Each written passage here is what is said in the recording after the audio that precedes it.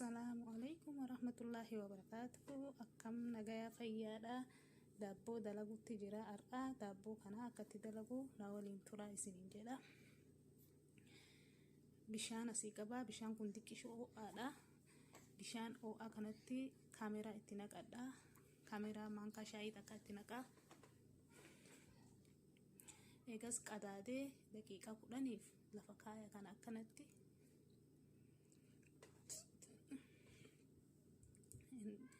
dhadhaa asii qaba. Dhadhaa kana baysee yookaan ammoo zayitiillee itti naqachuu dandeettanii. Kunoo daqiiqaa 10 booda kaameraan keenya kanatti deebi'eetiin sukkaara itti naqadha. Sukkaara itti naqaa. Gassoo qidda itti naqaa. Dhadhaa reefusaan baysee yookaan bakka kanatti zayitiillee itti naquu dandeettanii. Killee takka itti naqaa.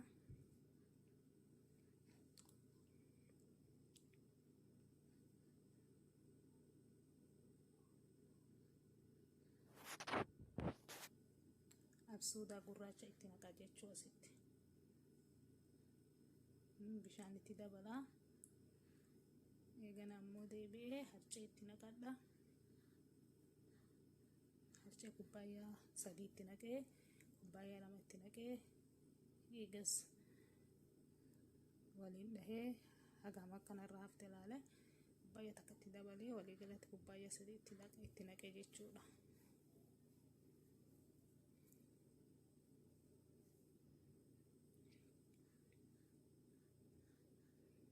Kanatti eegas harkaan qamashaa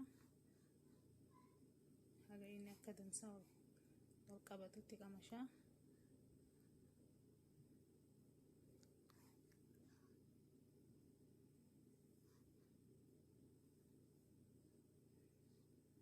Haga daqiiqaa 5 akkasi qamashaa. Kunoo wal qabatee jira asitti.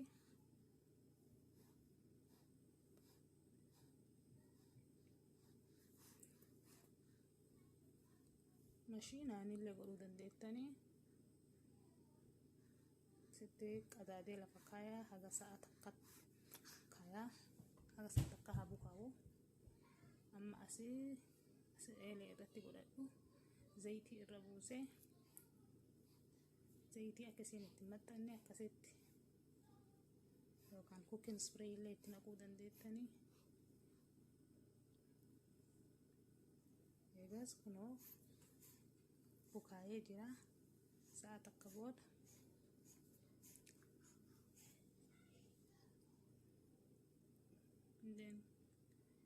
achii asirratti eeletii irratti bal'ifadha.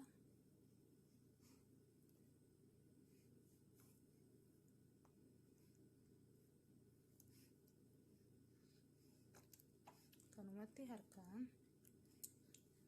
haga inni bal'atu akkasumatti harkaan irra oofa. Kunoo si bal'atee jira. Asitti killee qabaa. Killee adii irra naqee killee kana irra naqaa. Irratti dibaa biraashaanii.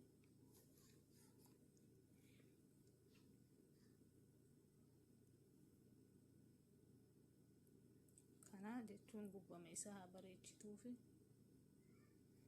irra dibaa.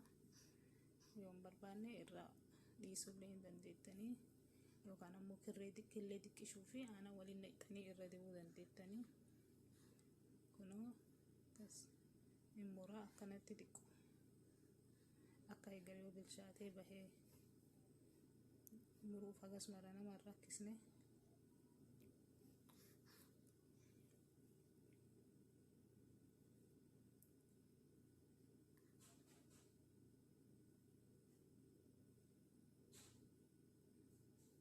Kanatti muree yookaan ammoo akkasumatti illee keessa kaa'achuu hin dandeettanii. Kanatti hin bareedallee.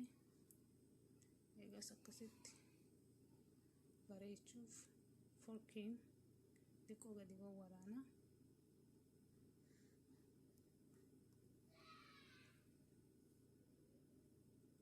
Eegas oveena kiyya 350tti ho'ifadhee jira. Oovena keessa kaayaa daqiiqa 25f daqiiqa 20 haga daqiiqa 25tti kunoo bilchaatee kana jira. Kana hedduu bareeda. Shaayii waliin faxara akka gaarii namatti tola. Kanaafuu please channel kiyya like, share, subscribe na godhuu hin dagatina.